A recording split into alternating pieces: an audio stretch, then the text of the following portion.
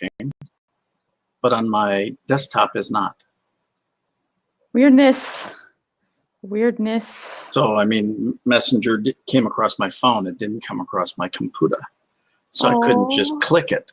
So I had to actually type it in. So right now my fingers are so sore because it's such a long URL. Oh, long URL. Kidding. I get it. I remember when we had to write down every URL we wanted to remember before Google or any kind of search was possible. Yeah, it's really crazy. So we had a notebook and we would write this really long URL. Yeah, I know. It's like one of those where you just kind of shake your head and go, huh? Because it's weird. Other programs are working, so I'm not sure why it's not working, but it is choosing not to at the moment. It's weird. It crashed last night too. After a good day of meetings, I came back and I did a webinar last night for a group and could not get the doggone, my whole system just crashed. And so I power crashed it in order to reboot. Power crashed it? Yeah, I just shut it off. So I don't think it's happy with me right now. You know, I mean, I didn't do it the way you're supposed to, you know, closing every application. I tried, but I couldn't close every application. Just didn't work that way. Yes, and Sean has noticed the red headset has been found. It has. It was right where it was supposed to be. Rayanne put it. Not where it was supposed to be. It was right where I left it when I was speaking last Tuesday. Of which, are you up for speaking this coming Tuesday? Well, probably. You can look. Did you have a topic for today? Well, I did a training last night for a group, and some stuff came out of that. So I think. And if not, I have an idea. If you don't. Well, let me hear your idea. I've got a call right at 10, so we're going to have to hit it just a minute or two before. But go ahead. Yes. A Dream 100. A Dream 100. So, and I've had this topic come up a couple times lately with clients, but the easiest way to get going is to have, and to start with choosing selectively, if you could have any clients, the top 100 you would want to have, and to approach them specifically. Yeah. So, well, okay, that fits into one of my meetings yesterday. There you go. So I was in a mastermind yesterday, and a mastermind is properly done is really about somebody stating their case, stating their case, stating what's going on in their business. Okay. And what's working and what's not working as well, and then opening up to the group for questions so that the group can get more intelligent about the situation. And then at the end, we go around and everybody has about 3 or 4 minutes to give their best 3 suggestions towards what was addressed for the day. Yeah. So just to give, and the reason I just gave you the foundation of what a mastermind is it's one of those words that today is being used. Yeah. It's being overused. People say, well, you come to my mastermind. Well, the vast majority of the things that are labeled masterminds are not masterminds.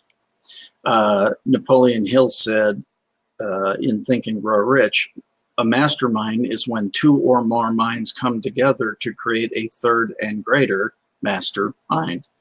So it's 2 or more minds coming together, one detailing challenges or detailing a situation, and then the other, because of their frame of reference, having a new, fresher look at that challenge and being able to give some input that is potentially valuable outside the experience or outside the frame of reference of the person who gave the challenge to begin with. And so that's why it's a greater mind, right? You're leveraging off of each other from that side.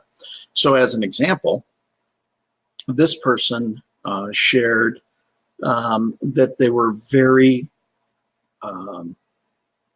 dependent upon a certain market for the vast majority of their business. In other words, a huge percentage of their overall business came from a specific type of job. Okay. You know, and they served a really niche market. And their concern was that because it was such a niche market, if that niche market ever went away, we lose our business. Hard to imagine that niche market going away. Doesn't mean it can't happen. Right. But it, you know, but again, that was the question in that particular situation that was posed to the group. And I think it's actually very much similar to this Dream 100 and who or what would you want to do? Who is that Dream 100, that top 100? Who would you love to have? I think the biggest, well, my suggestion or recommendation, well, I'll give you that in a second. I think here's the biggest thing. I think you have to know who your avatar is. Oh, yeah. And that is a big start. By your avatar, and it's interesting because every time you even say this to somebody, they respond very much like you just did. Oh, yeah, that's a big start. So who's your avatar? Well, I don't have one. Or I don't know who it is. Or I've never identified it. Or I haven't written it down. Or, well, you just agreed with me that that's really important. Why have you never written it down? Right? And so to really determine who is your, an avatar is a fancy word for who is your ideal customer, if you want to put those together. So who is your ideal customer? What is the makeup of that person? And so I had a mentor who got even more specific, like not even just talking about the who. He would say they were also active on their Facebook, that they had at least tried to get into video, and they had to have a 4-star or higher on their reviews. Exactly. Okay. And I just haven't gotten there yet. But yeah, in addition to knowing the market. Right. But the point is that there are certain attributes that customer has that is driving them to work with you. Okay, there's certain things. They have an income between this and this.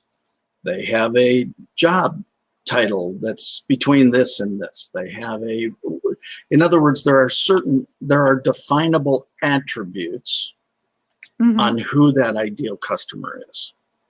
And so the first thing that I'd suggest is even the precursor to creating your Dream 100 list is to make sure that you truly know who, what your avatar is, because then as an example, if somebody said, well, who's your Dream 100? Billionaires. Okay, well, there's 5,832 billionaires according to Forbes or whatever, right? Do you know any? No. Do you do business with any? No. Well, of course they'd be on your dream list because they got money. I mean, they can pay for anything. But that's not a good start to being on the ability to pay. It's not realistic also. So it doesn't do you any good. It's not about creating a list just to create a list. Exactly. It's about who would fit. And again, that could be by and I don't like job title as the descriptor to this, but it is kind of, by people, realtors. Okay. That's a job title, right? I'm a realtor. So it's possible, but it's not all realtors. You're going to have to pull that. You're going to have to pull that back. So the first thing in determining who your market is to understand your avatar, understand from your frame of reference who is the ideal customer. And one of the ways to go about that is to first identify the attributes of your customer base. And this actually goes back to the training we did on the performance pyramid, that we go suspects, prospects, customers, clients, advocates, partners. And all the numbers are in the bottom three of the customer base stratification, but all the quality is in the top three. So what you really want to, so this particular individual said, was trying to quote Pietro's principle, which is the 80-20 rule. 80% of my business comes from 20% of my customers. And he was actually stating that it was even a higher percentage was coming from that. And I said, well, if you truly understand Pietro's principle says 80% comes from 20%, 90% comes from 10%, and 95% comes from 5%. So there's an extension of that principle. Now, most people only talk about the 80-20. So my recommendation was first, stratify your customers. In other words, do a printout, top to bottom, the top dollar producing customer is this. The second top dollar producing customer is all the way to the bottom. Count the total number of accounts that you're working with. Okay, let's just say you're working with 10.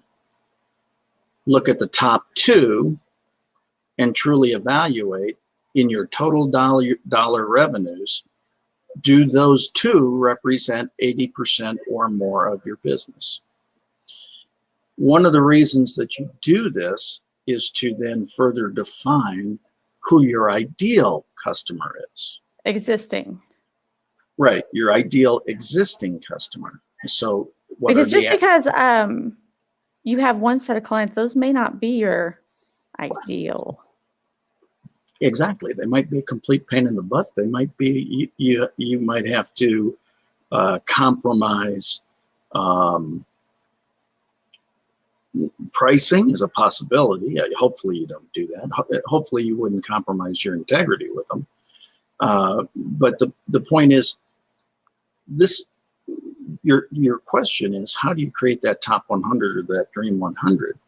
Really comes down, or targets, really comes down to knowing who should go on that list in the first place, based on who do you serve the best. And so this is where, as we've been doing double funnel TV, we say repeatedly, everyone and anyone is not a market segment. No. Right? Because they can fog a mirror does not make them a market segment. What we have to do is we have to define who that is. So with one of the projects I'm involved in, we do it a variety of different ways. Startup is by definition those that are either pre-revenue or new revenue, just starting, below $1 million in total revenue. They have a good sound concept and are working towards something, but may or may not make the business work, may or may not stay in business. I mean, they're a startup. That's why they're classified that way. The second is more that up and running, in revenue, $1 million to maybe as high as 20 million in revenue, has some certain systems in place, and then those looking to, pull capital back out of their business are 20 million and above, have a different set of issues, right? So there's three different groups. So in reality, there would be 3 Dream 100s. If that's what I was truly wanting to do in that particular project, yeah. If that's what I really wanted to do, because if I truly want to add more startups, then I've got a Dream 100 of people that fit that demographic, that fit that set of rules, those criteria. If I want the middle group, then I've got a Dream 100 of that middle group that qualify on that, and then a Dream 100 in the third group. Now, my guess is, do you really want all 3 groups? You find people that fall into all three groups, but where is your revenue going to come? Your time and energy is probably going to be chewed up by the startups. Oh yeah, definitely. And your ability to make revenue, higher margin with less time and effort is probably in the third group, because they're already up and running and pretty successful. They've got multiple systems in place. So it becomes more of a fine-tuning task. One is a holy cow, we got to do everything task. One is a somewhere in the middle, and the other one is, all we got to do is fine-tune. So again, the biggest part of this is understanding a definition and somewhat holding people to that definition, holding your prospective accounts to that. It's not a matter of looking at where they are today and going, well, you could be No. this. You are. Yeah, or you are are. you or not? Are you or not? What do you have? What makes up for it? Now, many times, some of the quote unquote intangibles, some of the things that are hard to define, are the difference makers. What's their relationship capital? What is relationship capital? Who do they know? To what depths do they know them? Who can they pick up a phone and call if they needed to or wanted to? Who, and this is probably people they're not doing business with currently, but could become a resource if the right part of their business came to that point. So while they might not have business, they might not be generating revenue right at that point, but they have significant relationship capital. It's a different kind of capital. One is actually capital in the money term, one is in the relationship terms. So these are all things that you take and consider all of them, quite frankly. Why, we've got a deal coming together that people say, well, how did you get that accomplished so fast? Well, because for probably 7, 8, 9 years, I've been nurturing the relationship. I've never really asked the person for anything. I have simply been there as a support and service mechanism to them. If they needed something and they called me, I helped them get it. I earned that relationship capital. Well, now, once I had something that may fit them, once I made that call and I asked them to take action on that call, they looked at it very seriously and are taking action on it, because one of the main reasons is I've never asked them for anything until now. I put in a lot of relationship capital building so that if in fact something came along that fit, I could then easily take it to them for their consideration, and it became an easy yes or no for them. The good news is it appears to be a yes, so that's awesome. And yeses are nice. Yeses are nice. And so that's where I think a lot of times as entrepreneurs or small business owners,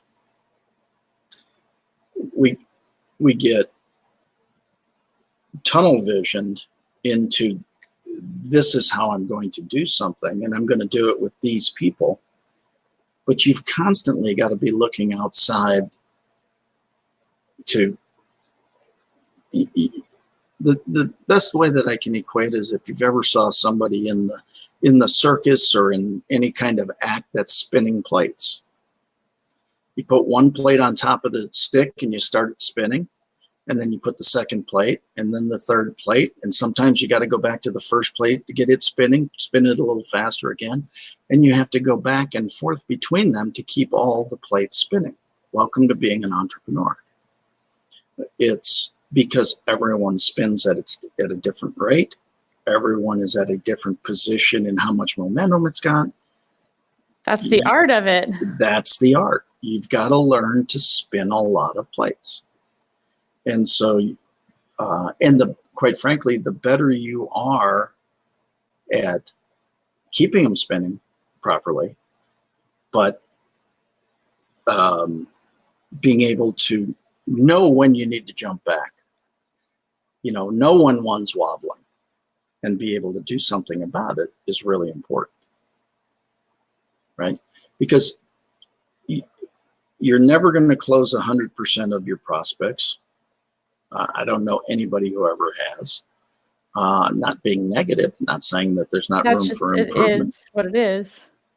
It's just a realization that that's what it is. So if we can help people, move the needle for them.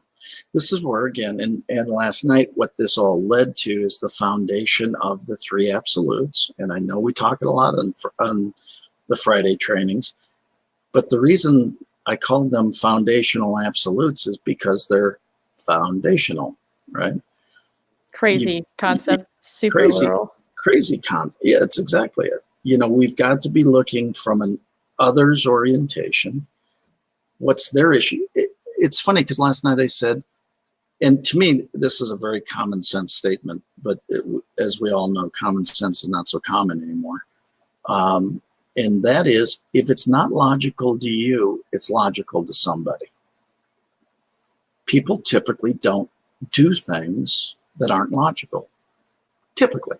I mean, everybody does goofy things here and there.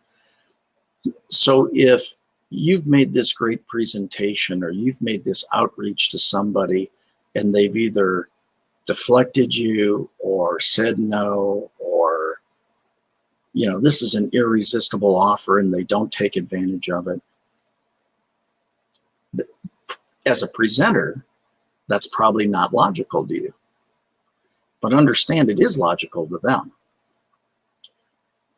Why could it be logical? So if you understand that little thing, if it's not logical to you, it's logical to somebody. So if you ever have this impedance to moving forward, simply take it and look for the logic behind their actions. It gets pretty simple that way. If I'm sitting looking for something, if I make the greatest presentation in the world, or what I feel to be the greatest presentation in the world, and somebody doesn't act on it, as opposed to, well, they just don't understand, or it's very possible they don't understand. That's a big one. That's one possibility. Or maybe you use words that they didn't understand. That's possible. Or maybe there's something going on with their family. Or maybe a friend just passed. Or maybe, see, if it's not logical to you, it's logical to somebody. So this is where part of when you said, what do you want to talk about today? This is kind of what came up last night. Because most sales trainers, I have found, don't address the seemingly very common sense stuff because it's not real sexy. It's just common sense. But again, common sense isn't common. So if you sit there so the position really is be an understanding, caring, wonderful human being to the person you're working with. Understand that if it's not logical to you, it's logical to them. Because don't just say they're crazy and they don't know what they're doing. That is a thought process you could take, but instead say, okay, boy, that seemed like a pretty good presentation. And yet they didn't either seem to get it or they didn't act on it. What could have held them back? Is it something that I said? Is it something I did? Is there something missing from the proposal? Does it not truly accomplish their dream? Was I addressing a problem that I thought they had that they don't really have? In other words, look outbound. If you don't close the sale, it's your issue. It's on you. There's something you didn't do to get enough information to accomplish that. Now, I know there are people probably going to listen to that and say, well, that's not right. I'm not wrong all the time. If you accept 100% responsibility for everything that happens in your life, you are wrong 100. If it doesn't work, it's on you. So again, what you can do in that situation, as you're looking for this, is use everything as that learning opportunity and say, be a human being and say, Jena, you know what? I got to ask you a question, because I thought I just made one of the top 5 of all time presentations on this topic. And it doesn't seem to be exciting you or getting you to take action towards it. What's holding you back? And just sit there. Just have a conversation. Just sit there. It is. Ask them. They're the ones who know why they're not doing why they're not taking the actions that they're taking.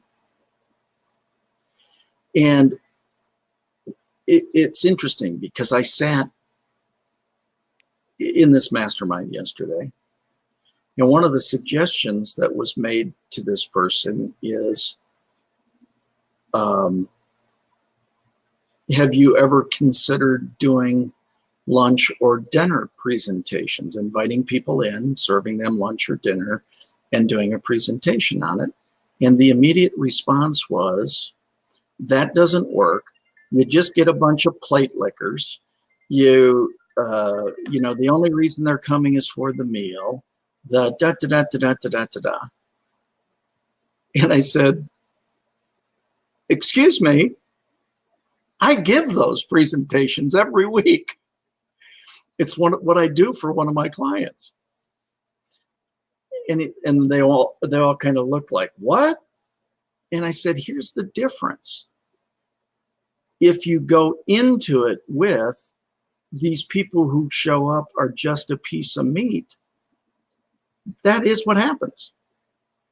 But if you go into it understanding the value you are providing them, and you do it in such a way that says, our desire is to ensure you have all the information you need to make a quality decision. Hopefully you've seen some things here this evening that encourage you to make that decision. But understand, if you still need more information, we're still here. In other words, if you don't force them into a bad decision, it's a totally different situation. But isn't it interesting, the perception, because there were 3 or 4 people that, oh yeah, they just jumped on the bandwagon. Anytime I get an invitation like that, I say no, because I know the only thing they're going to try to do is sell me. Well, they're spending money on you. They've earned that right to at least ask you. You have also earned the right to take advantage of their offer, listen to the information, and say no. But again, it's all, so much of sales is how you frame this all in your head, and understanding that sales is not a numbers game, it's a people's game. It's a understanding people. It's the situation I just described, where people are going, oh, it's just a bunch of plate lickers and they're just coming for the meal. And plate lickers. Those are the ones that are doing this as a numbers game. Well, if I put X number of people in the room and I present to X number of people, this amount of volume will come out. Those are the people who are approaching it like a numbers game. But approach it as a people game. You know, Jena, I'm concerned about you your future, where you're headed. I want to give you all the information you need to make a quality decision. Now understand, I would love for you to take action on that today, but also understand I'm in a 24/7, 365 forever business. And that business is called providing results and solving problems. I'm doing that forever. So if today is not the day, I want you to know I'd love to do it next week. And if next week's not the time, love to do it next month. And if next month isn't the time, next year works. I'll be here. The question is, what benefit do you gain by waiting? Probably none. So I would encourage you to consider this information carefully and act appropriately. That makes so much sense, though. That's the whole point. That's really kind of the place or the training that I felt from last. Like, I'm getting a real buzz right now off of it. I get an energy buzz when I hit a topic, or I share something that's on point, and I just got this big energy boost with that. And I think it's from the point of so many sales presentations and so many salespeople have lost. There's a science behind selling, and then there's an art to selling. People have worked to learn the science in many cases, but they haven't worked equally as hard to learn the art. And the art is that of being able to read people and get the appropriate answer from the people. They're the only one who knows why they're not taking action is them. And so if they're not taking action, can I use that line for my insurance? Absolutely, you can use that line for your insurance. Which line? I've given a lot of lines. But the point is that if I'm sitting with somebody, so insurance, Karen, let's take it there, because that's where I started my career.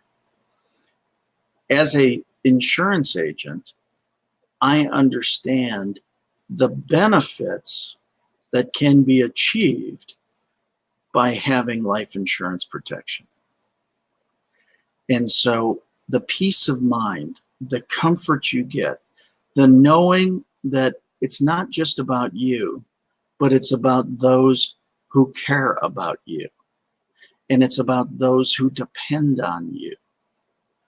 So you're making a proactive decision to ensure that those who depend on you always have the quality of life that you've dreamed of together, even if you're not here. That's how that's presented in life insurance, as an example, providing results and solving problems. That's exactly what you're doing, Karen. So Jena, you said you want to make sure that your kids go to college. From the information you shared with me, you said it was important that XYZ happened. From this point, you said ... Are all those things important to you? Absolutely. Then as a life insurance professional,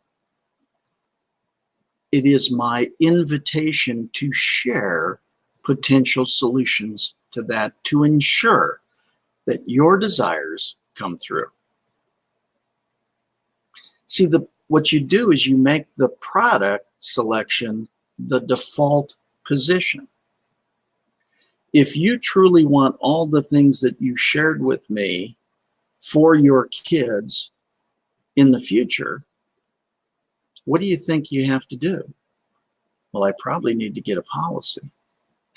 Makes sense to me. Why don't we get it started? See, that's where, again, I think people make selling way, way hard. And it doesn't have to be so hard. It's about understanding what the person's challenges are. But here's what's happened. There are unfortunately too many hack salespeople. And I would say they're not sales professionals. They happen to do the selling task, They're just doing it poorly. They're doing it as more of a manipulative task than they're doing it as a offer people a solution to their problem task. See, if there is no problem, there is no sale. If there is no problem, there's no solution. And if you take the word sale and solution and make them the same word, the fact is, if you don't have a problem, you don't need a solution. So A then, painful problem. right. Well, by definition, a problem's painful. It's just how painful, right? That's true. So the point is, again, if I'm sitting here, my opportunity is to understand. It might not even be a problem today. I mean, you're alive today. That's not a problem. What becomes a problem is if you're not alive. See, if you're alive, you can do things about certain things. But if you're not alive, you can't. That's where the problem lies. So we're working to take in eliminating a problem before it shows up. That's the challenge with selling an intangible, is you have to have somebody understand and buy into the potential problem that does not exist today. I mean, you're here, you're providing for your kids. There is no issue today. I mean, there might be other issues, but this thing is not an issue. No, it's not a current issue, but that's definitely something. I mean, it happens. I feel like that's why a lot of people in insurance and financial advisors, they tell stories about situations that happened, and families are on, what is that, GoFundMe, begging for funds. I had a friend die last night. He's younger than I am. Less than 90 days ago, was diagnosed with bone cancer. Whoa. Passed last night. Shocking. Mind-numbing. Oh my God. That's how fast it happens. So again, let's go back to another principle we've talked about a lot in training. High intention, low attachment. My intention as a sales professional, again, let's do this for Karen because she's watching, is my intention as a sales professional in the life insurance business is to ensure everyone I encounter, at the very least, knows their options. And that anything that they've ever dreamed for while they're alive will perpetuate should they not be alive. If there's something that you want for your kids today being alive, that your kids will still have those opportunities even if you're not alive. Now, whether you choose to take action on that or not, that's up to you. My commitment to you is I will provide you every piece of information you desire to make a quality decision. That's it. Because see, now the insurance policy itself is the default position to achieve the vision that the customer has set out in the first place. And that's what typically, this is that after state that we talk about so much, right?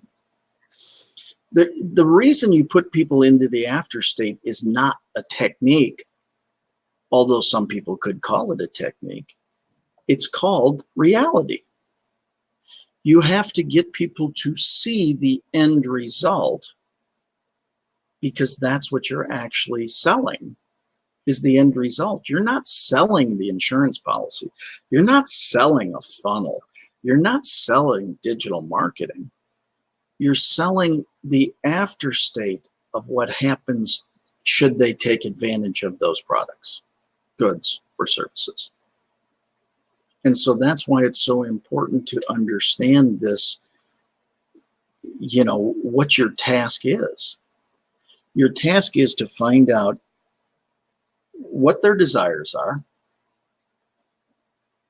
what their challenges are. Your job is to create a solution for that. That's it. Now, if that solution is not something that you offer, then one of the ways to make yourself valuable is to create strategic alliances with those who would offer that. So as an example, this morning I got a friend who sent me a thing. He said, "Hey, Scott, I need a quality sales force, and I need it in Scottsdale, the Scottsdale, Phoenix area." He said, "Do you know anybody?" And I said, "Do I know anybody who's looking for a sales position in Scottsdale and Phoenix? Absolutely not. Do I know people who live there who may know people who are? Absolutely. So with your permission, I'll send your information to my friend, or I'll send your request to my friends in the Scottsdale, Phoenix area, and let them know that you're looking for somebody. And if they know of somebody, have them send it to me so I can send it to you." Now, here's what's interesting. That happened about 8 minutes before we went on air here. Mm-hmm. If you heard my phone going off, that was one of my friends in Scottsdale calling me, because I'm sure he's going to go, "Hey, thanks for sending this. I know a couple people." So what's that? In a half hour, Right. we solved a problem. I solved a problem for a friend. Now, wait, am I going to get paid on that? No. Am I going to develop relationship capital on that? Yes, because I helped a friend. And isn't that what we're supposed to do anyway? You monetize what you can monetize. You help where you can help. You help where you can help so you can monetize where you can monetize. Novel concept. Everybody makes, not everybody, so many people work to make this so linear. Well, because we want to make it fit linear because it fits the way we want it to work. Our brain wants to see I do A, B, C, D, E. And that's just not how people work. That's my point. It's not a numbers business. It's a people business. As soon as you understand people, you win. We all win. The training and selling and presentation comes down to, I said it yesterday in this mastermind as part of my answer. People make selling so dang hard. Here's what it is. Identify a problem, provide a solution to the problem. That's what it is.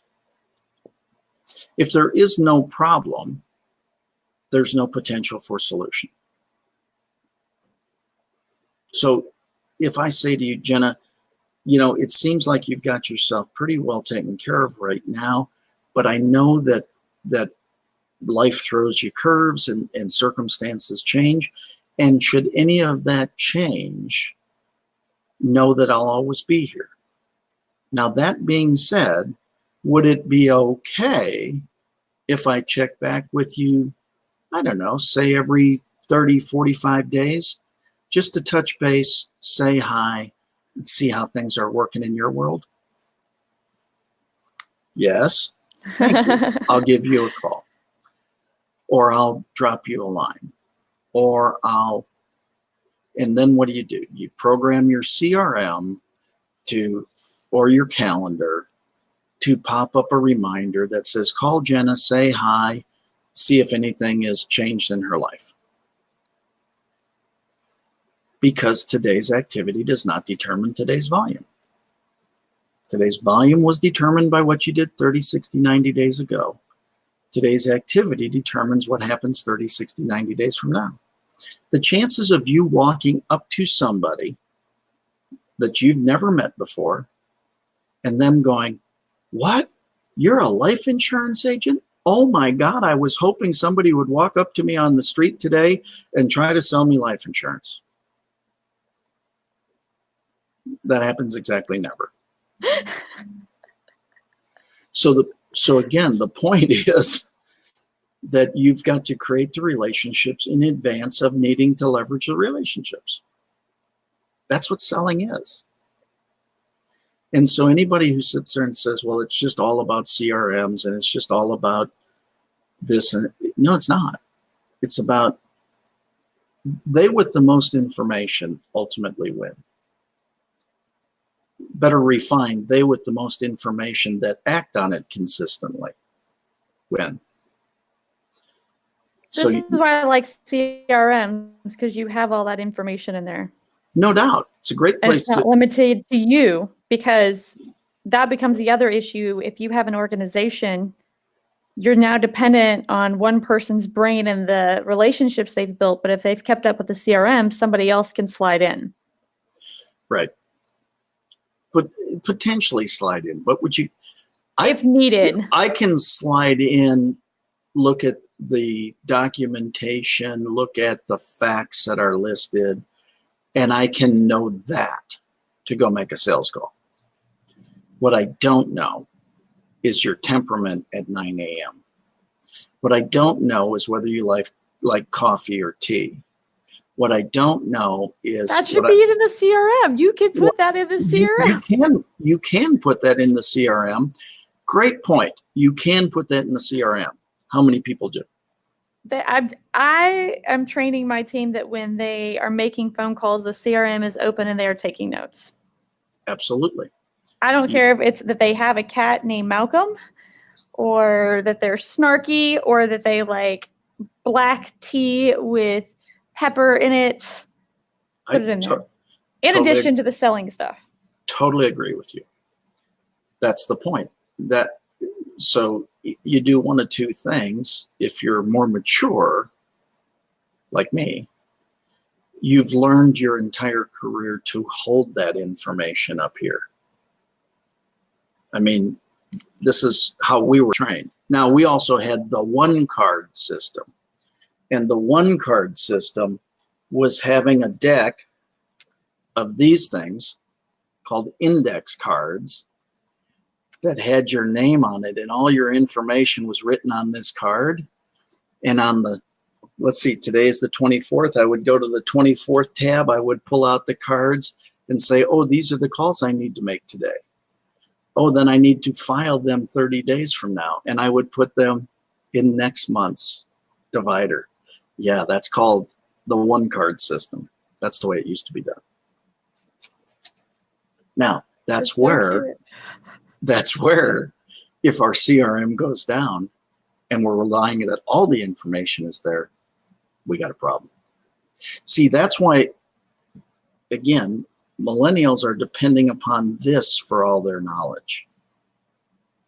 I mean, this is the brain studies that have been done. Mm-hmm. They don't want to hold the knowledge. They want to know where to go find the knowledge. That's all well and good until the internet is down. That's all well and good until the battery runs out. That's all well and good until get ... right?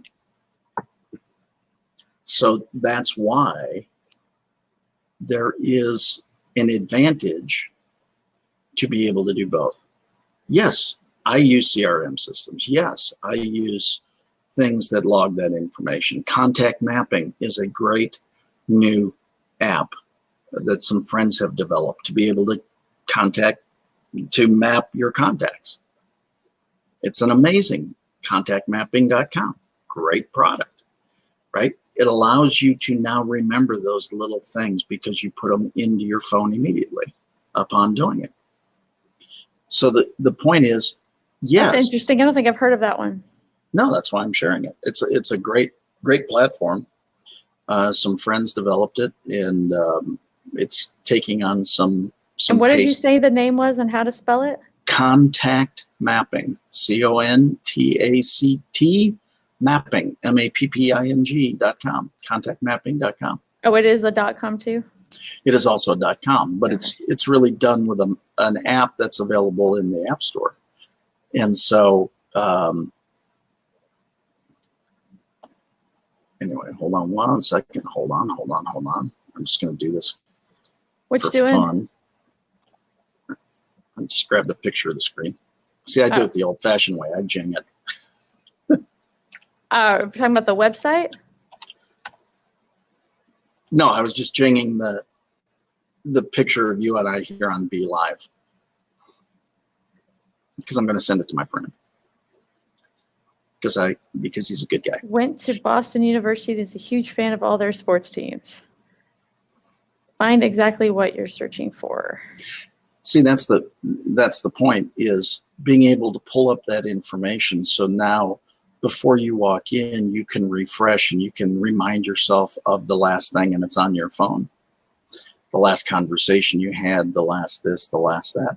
Again, baby boomers and most of Gen X were trained and conditioned to hold, well, so Sean and I are doing an event June 15th. Mike Muni is a special guest. He was one of the co-inventors of ACT software. They created the CRM industry, but that was 1991. So anyone